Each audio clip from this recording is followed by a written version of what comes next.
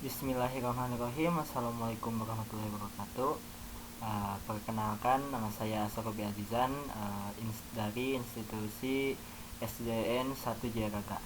Di sini saya akan sedikitnya berbagi pengalaman saya dalam pembuatan modul ajar pada program sekolah penggerak di kelas 4 SDN 1 Jayaraga, Kabupaten Garut. Nah, sebelum saya melanjutkan kepada modul yang telah saya buat, di sini saya akan menerangkan bahwasanya kita insya Allah dalam 3 tahun ke depan Indonesia akan mengimplementasikan secara menyeluruh mengenai program sekolah penggerak, di mana dalam program sekolah penggerak ini terdapat perbedaan yang cukup banyak dalam perubahan kurikulumnya. Salah satunya adalah dalam pembuatan modul ajar. Nah, dalam pembuatan modul ajar ini adalah mengenai konsep modul ajar. Nah, konsep dari modul ajar itu adalah berdasarkan pengertian dari LMS, bahwasanya modul ajar adalah sejumlah alat atau sarana media, metode, petunjuk, dan pedoman yang dirancang secara sistematis dan menarik. Nah, selanjutnya modul ajar juga merupakan implementasi dari alur tujuan pembelajaran yang dikembangkan dari capaian pembelajaran dengan profil pelajar Pancasila sebagai sasarannya. Dan ketiga adalah modul ajar ini disusun berdasarkan fase-fase pada perkembangan peserta didik. Nah, fase-fasenya itu apa saja nanti akan kita lanjut pada penjelasannya. Nah, guru juga perlu memahami nih konsep mengenai modul ajar agar proses pembelajaran itu lebih menarik dan bermakna. Nah, kenapa terdapat modul ajar yang berbeda dari modul-modul yang sebelumnya dari kurikulum 2013? Nah, di sini dalam modul ajar sekolah penggerak bisa saya analogikan bahwasanya modul ini merupakan gabungan dari RPP, gabungan dari materi pembelajaran, dan juga dengan asesmennya beserta rubrik dan sebagainya. Semuanya termaktub dalam modul ajar ini. Nah, untuk komponen-komponennya, modul ajar ini merupakan gambaran mengenai alur tujuan pembelajaran yang akan kita hadapi di kelas, di mana alur tujuan pembelajaran ini memiliki sasaran yang utama. Salah satunya adalah profil pelajar Pancasila. Nah, adapun dalam penyusunan modul ajar ini kita tidak bertumpu lagi kepada kompetensi dasar. Kenapa? Karena diprogramkan oleh pemerintah dalam penyusunan kurikulum dan sekolah penggerak, kita guru-guru dapat menyesuaikan kurikulumnya sesuai dengan kebutuhan. Namun dalam penyusunannya telah ditentukan juga capaian yang harus dicapai oleh peserta didik, di mana termaktub dalam capaian pembelajaran yang nanti akan dibagikan oleh pemerintah. Nah, dari capaian pembelajaran ini bertujuan untuk mencapai profil pelajar Pancasila. Nah, nanti ya akan kita bahas. Nah, untuk komponen-komponen modul ajar, kriteria minimalnya ya, yaitu di sini dulu ya. Nah, untuk komponen modul ajar, di sini guru itu diberikan kebebasan untuk mengembangkan modul ajarnya, sehingga para guru itu bisa menyesuaikan, lebih fleksibel, disesuaikan dengan lingkungan dan kebutuhan peserta didik. Nah, modul ajar ini juga dilengkapi dengan komponen. Nah, komponen-komponennya yang ini, yang di sebelah kanan ini ya. Nah, nanti akan kita paparkan. Nah, dan juga komponen modul ajar ini bisa ditambahkan juga, bisa dikembangkan sesuai dengan mata pelajaran dan kebutuhan. Maka dari itu, yang telah tadi saya sebutkan, komponen modul ajar ini merupakan standar minimal dalam pembuatan modul ajar. Yang dibagi ke dalam 3 bagian. Pertama, informasi umum untuk identitas. Kedua, kompetensi inti, kurang lebih untuk dari alur pembelajarannya, dari perencanaan, pelaksanaan ya sampai refleksi. Dan ketiga, lampiran. Nah, untuk lampiran ini merupakan dokumen-dokumen pendukung untuk modul ajarnya. Nah, di sini kita akan lanjut. Nah, untuk komponen modul ajar yang tadi ya, informasi umum. Nah, Informasi umum ini ada identitas modul yang terdiri dari nama penyusunnya, institusi, dan tahun disusunnya modul ajar. Lalu yang kedua, jenjang sekolah, baik itu yang SD, SMP, dan SMA. Yang ketiga, kelasnya. Dan keempat, alokasi waktu. Nah, untuk alokasi waktu ini juga disesuaikan dengan ketentuan institusi sekolah kita. Misal kalau di sekolah saya itu 1 jam pelajarannya itu 35 menit. Dan selanjutnya, ini ada kompetensi awal. Nah, kompetensi awal itu adalah merupakan kompetensi ataupun pengetahuan ataupun keterampilan yang harus dimiliki siswa sebelum belajar. Jadi sebelum siswa mau belajar mengenai suatu topik, siswa itu harus memiliki standar pengetahuan. Nah, jika siswa tidak memiliki standar pengetahuan itu, maka belum boleh untuk melanjutkan pembelajaran, karena di sini dalam sekolah penggerak ini memang menyesuaikan dengan kebutuhan kita. Bahkan jika memang peserta didik sudah hafal nih, sudah hatam mengenai misalnya perubahan wujud benda, bisa kita lewati topik tersebut karena sudah diketahui. Nah, tetapi tentunya tidak semuanya paham ya, sehingga nah ini ada standar minimal untuk mempelajari suatu materi. Nah, ada juga yang ketiga, profil pelajar Pancasila. Nah, profil pelajar Pancasila ini merupakan suatu pembentukan karakter yang akan dikembangkan dalam alur pembelajarannya. Nah, terdapat beberapa karakter profil pelajar Pancasila. Nah, di sini guru-guru bisa menyesuaikan, tidak perlu dicantumkan seluruhnya, disesuaikan saja dengan kebutuhan. Misal saya mengembangkan mengenai kemandirian karena pada pembuatannya terdapat proyek yang bisa dikerjakan secara sendiri dan mandiri.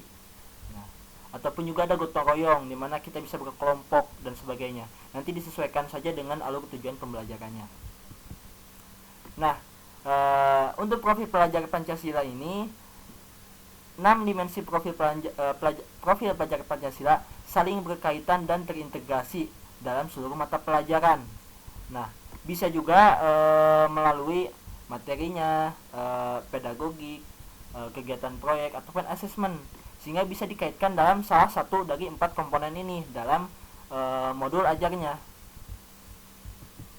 Nah, dan juga sarana dan prasarana. Hal ini sangat penting mengingat ketika kita ingin berharap untuk melaksanakan pembelajaran yang maksimal, tentunya kita membutuhkan sarana dan prasarana yang mendukung. Nah, di sini disebutkan misalnya sarana dan prasarana apa saja yang Bapak Ibu gunakan.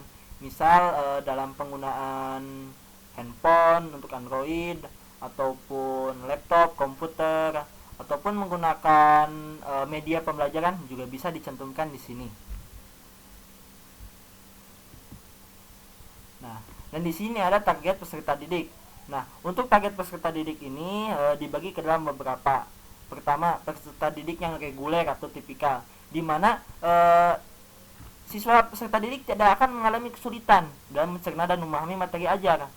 Nah, ada yang kedua, peserta didik dengan kesulitan belajar. Nah, di sini jika ditemukan di kelas misalnya salah satu ataupun beberapa peserta didik yang memiliki gaya belajar yang hanya terbatas saja memiliki satu gaya pembelajaran, misal hanya bisa melalui audio, jadi ketika mencoba untuk memahami secara visual kurang bisa memahami, ataupun nggak bisa diem, harus diajak dulu main. Nah, nanti dicantumkan misal di kelas Bapak Ibu ada yang mengalami peserta didik yang kesulitan dalam belajar. Ada juga peserta didik dengan pencapaian tinggi.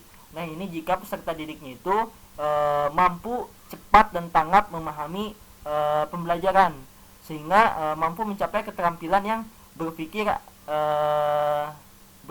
tingkat tinggi ya, yaitu high order thinking skill, ataupun memiliki keterampilan dalam memimpin dalam suatu kelompok.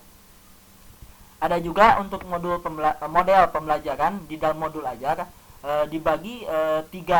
Nah, untuk model pertama ada model PJJ daring, di mana pembelajaran jarak jauh secara daring ya.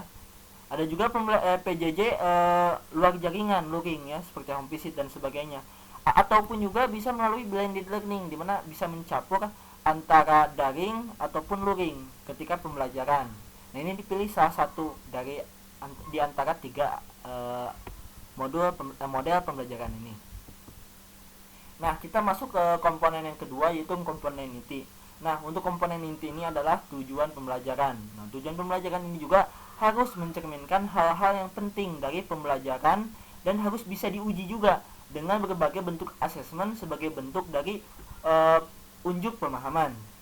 Nah, tujuan pembelajaran ini juga menentukan kegiatan belajar sumber daya yang digunakan, kesesuaian dengan keberagaman murid, dan metode asesmen yang digunakan. Nah, tujuan pembelajaran ini bisa dari berbagai bentuk. Pertama, ada pengetahuan yang berupa fakta dan informasi, ada juga yang prosedural, konseptual, pemikiran dan penerapan keterampilan, metakognitif, dan kolaboratif dan strategi komunikasi. Lalu ada juga pemahaman bermakna. Nah, ini yang paling penting dalam modul ajar sekolah penggerak, di mana pemahaman bermakna ini adalah informasi mengenai bahwasanya materi yang diajarkan ini merupakan materi yang merupakan bentuk dalam kehidupan sehari-hari peserta didik. Contohnya adalah manusia bisa mengorganisasikan untuk memecahkan masalah dalam mencapai suatu tujuan, yakni dengan misalnya musyawarah ataupun voting. Ada juga makhluk hidup beradaptasi dengan perubahan habitat, misalnya seperti katak dan sebagainya. Nah, itu merupakan informasi-informasi yang merupakan ada dalam kehidupan sehari-hari anak. Ada juga pertanyaan pemantik nih. Nah, untuk pertanyaan pemantik ini guru harus memberikan stimulus mengenai pertanyaan-pertanyaan yang akan membuat peserta didik bertanya ataupun mengarahkan peserta didik dalam alur pembelajarannya agar lebih cepat misalnya. Contohnya nih, pada pembelajaran menulis cerpen, guru dapat mendorong pertanyaan pemantik sebagai berikut.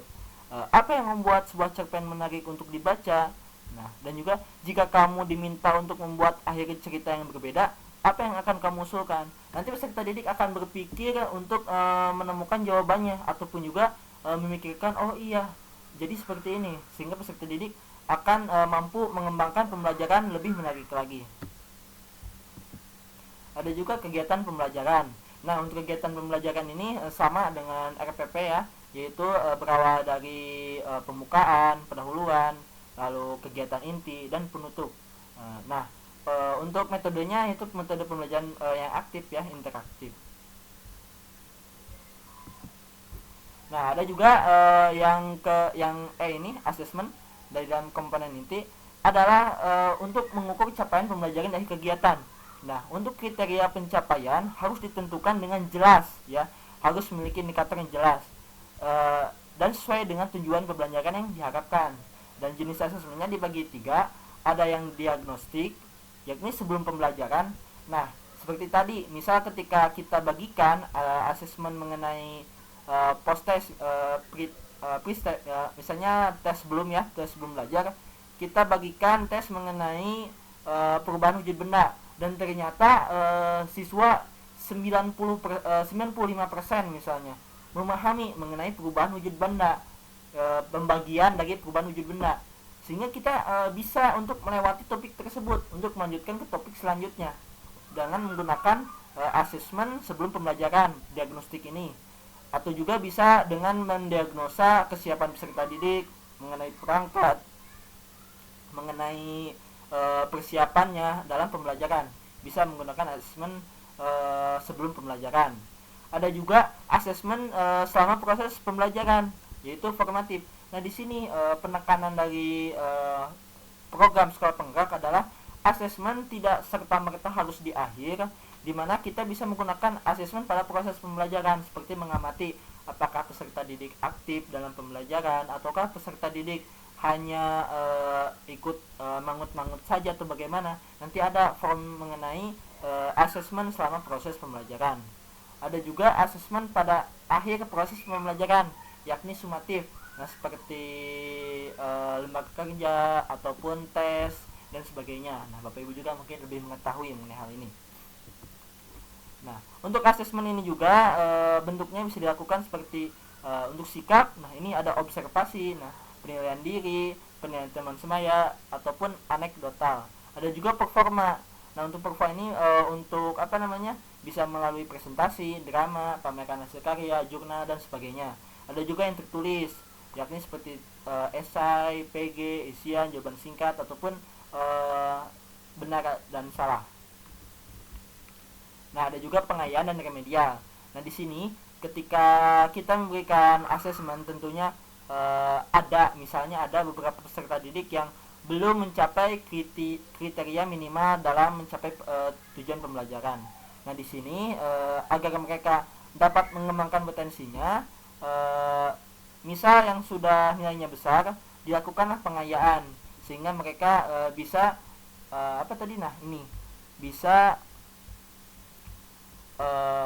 mendapatkan capaian yang tinggi agar mereka dapat mengembangkan potensinya secara optimal. Ada juga remedia nih yang misalnya belum mencapai. Nah, remedia ini diberikan kepada peserta didik yang membutuhkan bimbingan dalam memahami materi ataupun mengulangi pembelajaran. Nah, saat merancang kegiatan pengayaan ini perlu diperhatikan juga mengenai diferensiasi. Nah, contohnya lembaga kerja atau kegiatan yang berbeda-beda dengan kelas. Contohnya bagaimana? Nah, diferensiasi ini merupakan, kan kita ketahui bahwasanya peserta didik kita tidak bisa pukul rata semuanya sama gaya belajarnya. Ada yang audio visual, ada yang visual saja, ada yang kinestetik. Nah, kita harus memberikan pembelajaran yang berdiferensiasi di mana materi ajarnya sama tetapi gaya bentuk pembelajarannya berbeda. Misal untuk visual kita berikan flashcard, yang audio misalnya kita berikan misalnya teknik wawancara ataupun berupa rekaman suara. Ada juga yang kinestetik, bisa kita arahkan kepada drama ya yang tadi, ataupun yang bentuk-bentuk kegiatan yang aktif ya. Nah, dan selanjutnya adalah lampiran.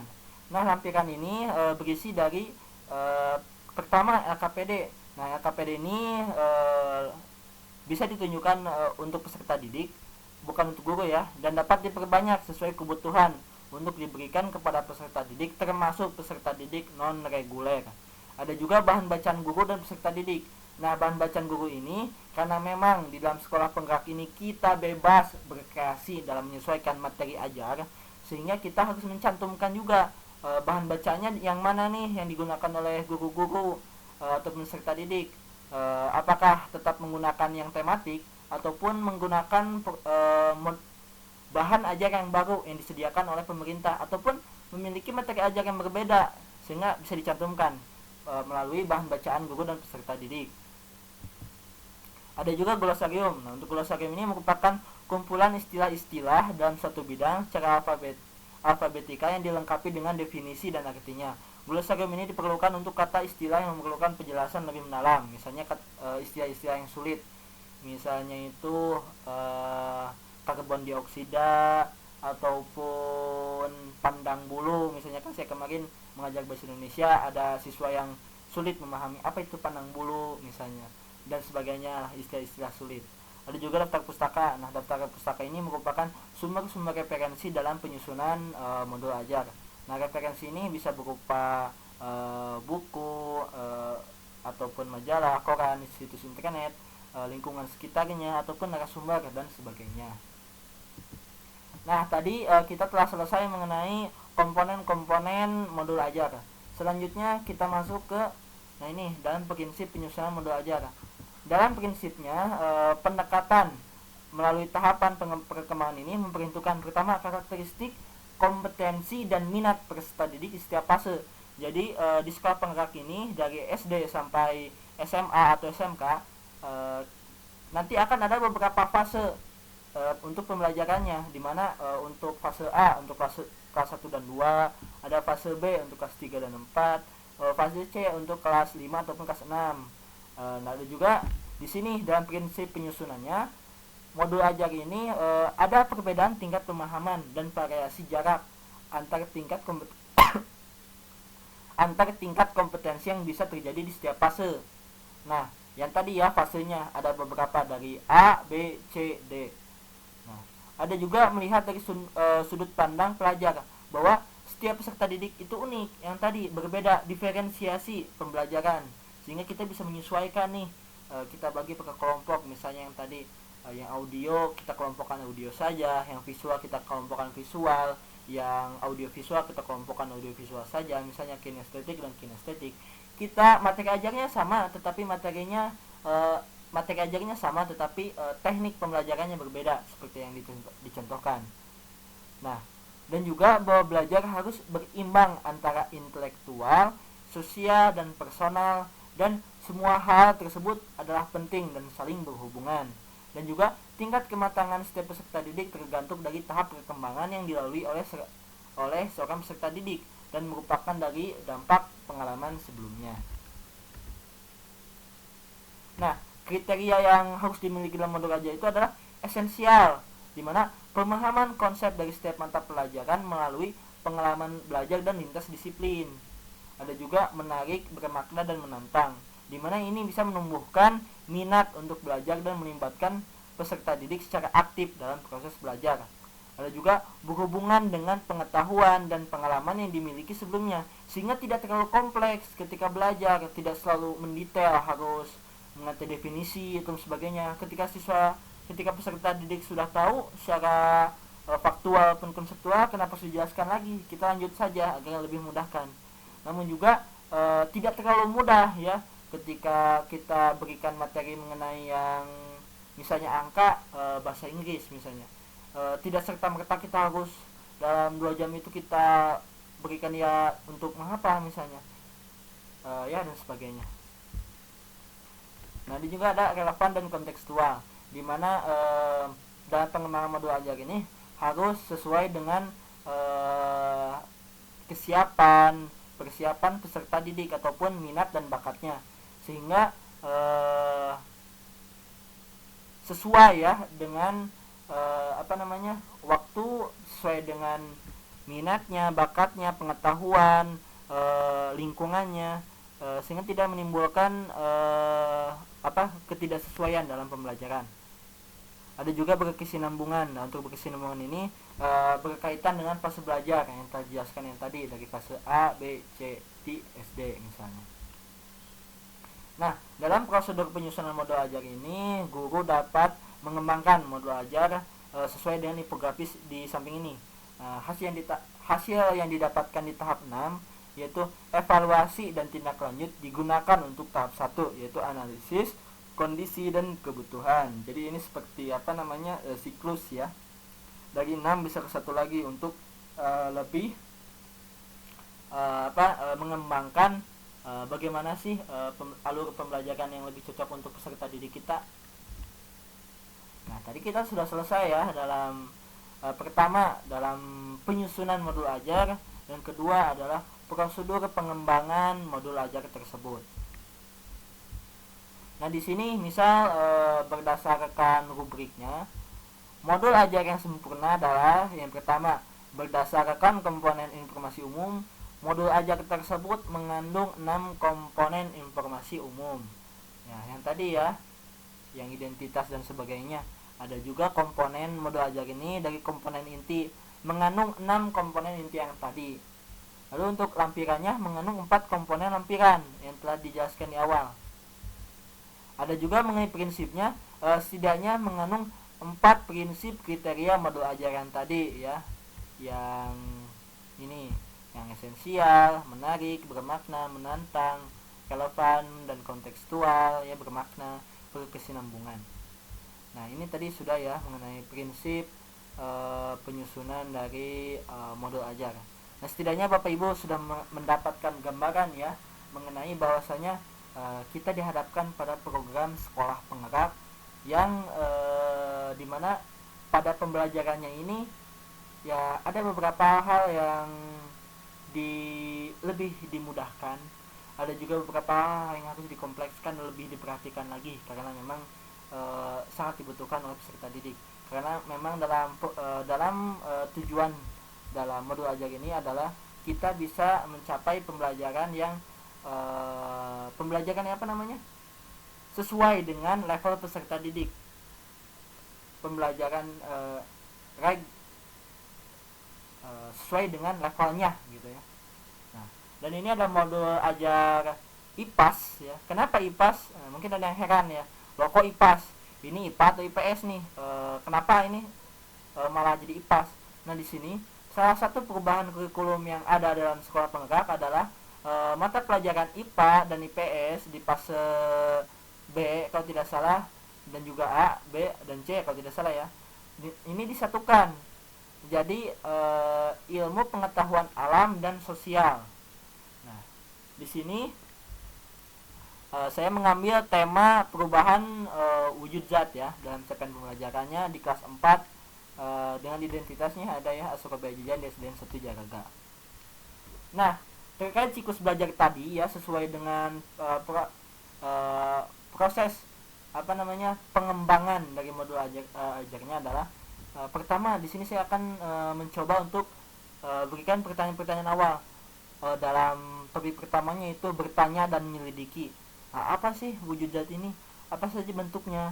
Ada juga dalam berbagi dan merancang dan mencipta.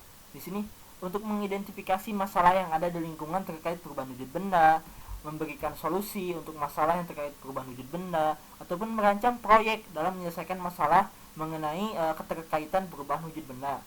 Nah, di sini ada juga yang ketiga, bertindak dan mendata. Nah, menjalankan rencana proyek, mencatat hasil pelaksanaan proyek, ataupun mendiskusikan hasil proyek tersebut. Dan ketiga, berbagi dan refleksi. Apakah proyeknya berjalan, apakah menarik, tantangan yang dihadapi apa saja nih, lalu penyelesaiannya bagaimana, apa bisa lebih baik lagi dari penyelesaian yang telah dilakukan, atau apakah muncul suatu permasalahan yang baru dari proyek yang telah dilaksanakan. Nah, untuk saran penggunanya, siklus ini bisa digunakan 1 kali putaran. Artinya guru bisa menyelesaikan siklus belajar siswa ini pada tahap 4, dan guru juga bisa mengulang lagi siklus dengan pertanyaan yang baru muncul dalam tahap refleksi ya. Dari sini boleh untuk mengulang siklusnya. Nah, di sini untuk gambaran umum, insyaallah untuk modul ajar yang digunakan ini bisa digunakan untuk 8 ataupun 9 pertemuan. Nah, jumlah siswa yang disarankan itu adalah idealnya 20 sampai 28 siswa. Dengan fase capaiannya B ya, fase capaian B untuk kelas 4 ya, fase capaian B itu untuk kelas 3 dan kelas 4, dan domainnya domain perubahan wujud benda. Nah, untuk termnya ya, waktunya itu dari bulan Maret lewat sampai bulan April. Nah, di sini tujuan pembelajarannya saya di sini ya sudah ada lagi 2, 3, 4, dan 5. Nah, nanti Bapak Ibu bisa baca. Di sini ada juga profil pelajar Pancasilanya. Yang pertama bernalar kritis, kedua kreatif, nanti ada karyanya, ketiga gotong royong, berkelompok, keempat beriman, mentafakuri ya, bertakwa kepada Tuhan yang Maha Esa, dan juga berakhlak mulia. Nah, model pembelajaran ini yang saya gunakan adalah tatap muka ya, berarti luring. Perangkat ajar ini juga dapat digunakan guru untuk mengajar. Nah, ini siswa reguler ataupun tipikal. Jadi untuk siswa yang mengalami hambatan ataupun yang sudah meng-HOTS ya, ataupun disabilitas, nanti bisa disesuaikan lagi pengembangan modul ajar ini. Ada juga untuk kegiatan pembelajaran utama adalah ada yang individu, berpasangan, dan juga berkelompok lebih dari 2 orang. Dan untuk bentuk asesmennya, penilaian adalah asesmen individu ataupun asesmen kelompok. Dan jenis asesmennya ada yang asesmen tertulis dan juga asesmen performa ya untuk sumatifnya. Ada juga untuk metode yang digunakan adalah metode diskusi, presentasi, demonstrasi, proyek based learning, eksplorasi, permainan, dan kunjungan lapangan. Dan untuk kelengkapannya terdapat lembaga kegiatan, rubrik penilaian, dan juga foto pancingan diskusi ya, seperti pertanyaan pemantik. Nah, di sini daftar kegiatannya dibagi ke dalam 5. Pertama, apa itu wujud zat? Lalu kedua, apa saja bentuk wujud zat? Ketiga, topiknya itu bagaimana proses perubahan wujud zat? Keempat, mengapa perlu mengetahui perubahan wujud zat? Dan kelima, apa peran perubahan wujud zat? Nah, di sini untuk kegiatan yang pertama, alokasi waktunya 70 menit, jumlah pertemuannya 1, dan jumlah siswa yang disarankan adalah 20-28 siswa. Fase capaiannya B dan mengenai domain, wujud zat dan perubahannya. Adapun tujuan pembelajarannya adalah siswa memiliki ragam pengetahuan perubahan wujud zat yang dimanfaatkan di lingkungan sekitarnya melalui pengamatan. Dan adapun untuk kompetensi awal ataupun keterampilan prasyaratnya, siswa harus mengetahui aturan keselamatan, karena memang ini topiknya sudah topik awal ya, topik paling awal banget apa itu wujud zat ya. Sehingga untuk kompetensi awalnya itu adalah siswa harus mengetahui aturan keselamatan dan peraturan kelas saat keluar dari lingkungan sekolah. Guru dan siswa dapat berdiskusi bersama sebelum melakukan kegiatan. Ada juga untuk profil pelajar Pancasila yang akan kita implementasikan adalah bernalar kritis dan bergotong royong. Adapun untuk model pembelajarannya di sini saya gunakan adalah pembelajaran tatap muka. Ada juga untuk perangkat ajar ini dapat digunakan untuk mengajar yang tadi ya, siswa reguler. Ini harusnya ada contohnya ya, tergeser sepertinya. Ada juga untuk ketersediaan materi pengayaan untuk siswa CB ya, yang cerdas istimewa, berbakat istimewa, yang HOTS ya, tidak. Adapun untuk alternatif penjelasan metode atau aktivitas untuk siswa yang sulit memahami konsep juga tidak untuk ketersediaan materinya.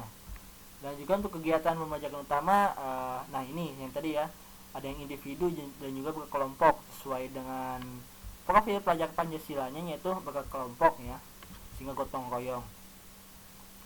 Ada juga bagaimana guru menilai ketercapaian tujuan pembelajaran mengenai asesmen individu, dan jenis asesmennya apa saja. Di sini ada yang tertulis dan juga performa. Metode yang digunakan apa saja nih? Di sini diskusi, permainan dan kunjungan lapangan. Dan alat dan bahan ya, sarana prasarananya apa saja? Papan tulis, spidol, alat tulis, lembar pengamatan dan kertas kosong. Lalu perkiraan biayanya berapa sih ini untuk melaksanakan ini?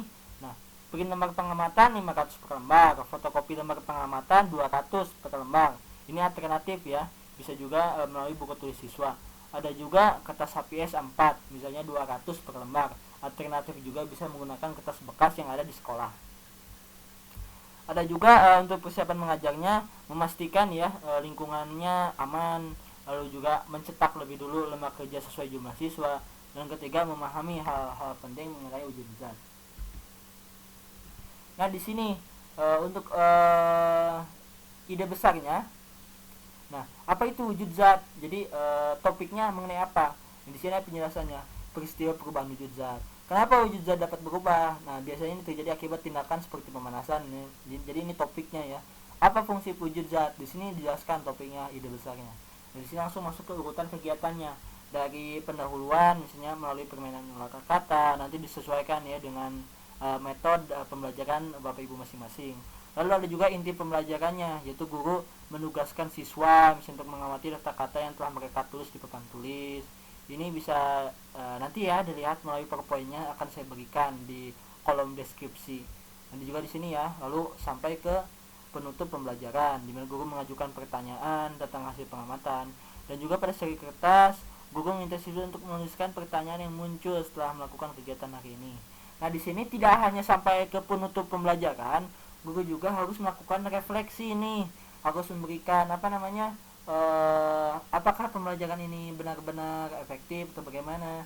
Nah, apakah semua siswa terlibat dalam diskusi, apa yang dilakukan untuk membuat siswa aktif bertanya dan berpendapat, harus diketahui, memberikan refleksi ya untuk pembelajaran yang selanjutnya. Apakah siswa juga dapat mengisi lembar pengamatan dengan lancar, apa tantangan yang mereka hadapi, apakah hasil pengamatan dapat mengembangkan pemahaman mereka tentang wujud zat. Nah, untuk kriteria mengukur ketercapaian tujuan pembelajaran, yang pertama siswa dapat menyebutkan dan menjelaskan fakta-fakta terkait wujud zat yang telah didiskusikan dengan benar. Lalu yang kedua, siswa mampu melengkapi lembar pengamatan dengan bukti-bukti penggunaan wujud zat di lingkungan sekolah berada. Lalu untuk proses asesmennya adalah guru melakukan pengamatan selama diskusi berlangsung. Hasil pengamatan berupa jawaban siswa dan partisipasi siswa dalam diskusi dapat dicatat dalam jurnal untuk ditinjau kembali. Lalu guru memeriksa kelengkapan lembar pengamatan siswa. Nah ini misalnya bentuk pengamatannya. Apakah wujud zat? Kenapa wujud zat berubah? Bagaimana berubah wujud zat? Nah catat setiap contohnya. Misalnya contohnya di sini menjemur pakaian di bawah terik matahari. Kan itu perubahan wujud zatnya itu dari penguapan ya, dari air ke uap, pemanasan. Nah, contohnya di sini. Lalu kegiatan yang kedua nih masuk. Nah, tujuan pembelajarannya bertambah. Nah, siswa menyelidiki ragam dan wujud zat yang dimanfaatkan di lingkungan sekitarnya melalui pengamatan. Siswa mengklasifikasikan wujud zat serta manfaatnya dalam kehidupan sehari-hari. Nah, di sini untuk kompetensi awal ataupun pengetahuan keterampilan bersyarat meningkat ya dari kegiatan pertama. Jadi siswa harus mengetahui dulu fakta-fakta berkaitan dengan wujud zat di kegiatan topik utama dalam sebelum melanjutkan ke kegiatan 2 ini. Nah, metode seperti ini ya, biasa tadi sesuai dengan yang pertama saja disesuaikan. Nah, di sini dibesarnya ditentukan. Perubahan wujud benda bisa membantu kehidupan sehari-hari seperti saat kapur bagus, menyublim. Sehingga kapur bagus ini menghasilkan bau yang wangi yang berguna untuk membuat lemari wangi dan seiring waktu pun kapur bagus harus di isi kembali ya. Nah, di sini berbasis ini ya, kelompok berisi 4 orang. Nah, di sini ya sesuai komponennya, pendahuluan, kegiatan inti, penutup, dan tentu ditambah dengan refleksi, dimana apakah semua siswa terlibat, apa yang tantangan yang mereka hadapi, apakah siswa dapat menjelaskan pemahaman dalam lembaga refleksi atau malah membuat mereka bingung, atau pertanyaan yang bisa dibahas apa saja untuk pertemuan selanjutnya. Di sini ya untuk kriterianya siswa mampu menjelaskan ataupun siswa mampu mengidentifikasi. Ada juga proses asesmen, guru melakukan pengamatan selama diskusi berkelompok. Lalu hasil pengamatannya bisa berupa pengelompokan kartu wujud zat dan penjelasan alasannya. Guru memeriksa ketepatan pemahaman siswa melalui lembaga refleksinya.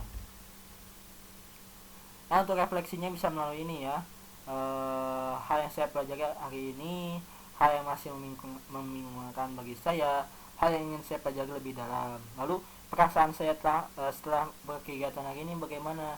Apakah malah ada yang capek, ada yang kecewa misalnya karena hanya mengerjakannya sendiri, bagaimana? Nah, ini ada ya lembaga refleksinya. Nah, di sini bagaimana proses perubahan wujud zat. Nah, sesuai ya, ini seperti biasa, disamakan saja yang seperti sebelumnya. Nah, ini mungkin yang membedakan adalah mengenai kompetensi awal, profilnya, itu ada modelnya, nanti disesuaikan. Nah, ini ya, nantilah disesuaikan dengan bagaimana sesuai dengan pengembangan pembelajaran Bapak Ibu ya. Nah, di sini misalnya untuk lembar KPD-nya, pemanfaatan perubahan wujud zat sehari-hari. Nah, tuliskan kegiatan sehari-hari dan tentukan bentuk wujud zat yang kamu gunakan. Misalnya di waktu ini kegiatannya apa, perubahan wujud zat yang digunakan apa. Misalnya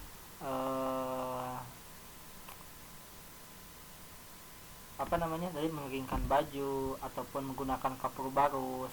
Disebutkan di sini misalnya menyublim, menguap, membeku dan sebagainya. Ini untuk auditnya, KPD-nya memasak menggunakan margarin. Apakah kamu temukan di rumah? Ya, misalnya. Berikan keterangan misalnya. Ibu saya memasak nasi goreng menggunakan margarin. Lalu membekukan air, menggunakan kapur barus, pengharum ruangan semprot, mengeringkan pakaian di rumah, ataupun menggunakan lilin yang meleleh. Nah, di sini mulai kepada pembelajaran yang diharapkan dari program sekolah penggerak, yaitu mengapa perlu mengetahui perubahan wujud zat ya, pembelajaran yang bermakna. Nah, di sini ya disesuaikan saja. Nah, di sini KPD-nya, responnya, jawablah pertanyaan ya, mengenai lembaga audit wujud zat yang telah kamu lengkapi. Nah, apa peran perubahan wujud zatnya nanti kamu ya. Nah, di sini ya gambar pemantiknya nanti bisa disesuaikan. Nah, di sini ada rubriknya. Nah, dalam pembuatan rubrik ataupun indikator, Bapak Ibu tidak perlu bingung. Nah, jika Bapak Ibu kesulitan dalam menentukan indikatornya, Bapak Ibu bisa menggunakan poin yang sempurna terlebih dahulu ya. Nah, guru bisa memberikan contoh berdasarkan skor tertinggi dari rubrik sebagai acuan. Misal untuk nilai yang sempurna, siswa menampilkan pengetahuan dan pemahaman yang baik tentang wujud zat. Hal ini dibuktikan dengan penjelasannya mengenai penggunaan sumber daya, denah atau modelnya.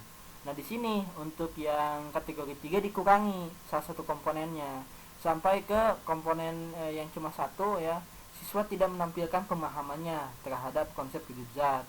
Ya, bisa di sini ya dari yang paling ideal ke sehingga kita ambil salah satu komponennya sehingga ke yang tidak ideal sama sekali. Nah, ini ya peta mind mapnya, proposal proyeknya ya. Jadi di dalam program sekolah penggerak ini Bapak Ibu dalam penyusunan kurikulumnya sekitar 20 sampai 30% harus berbasis proyek ya. Memang tidak setiap materi bisa menjadi proyek ya. Ada yang hanya sampai konseptual, hanya yang sampai faktual. Tetapi minimalnya kita bisa melakukan suatu proyek ya dalam pembelajaran. Contohnya di sini masalah yang ingin kelompok kamu selesaikan apa nih? Mengenai air laut, pemanasan global ya. Ini diakibatkan pencairan.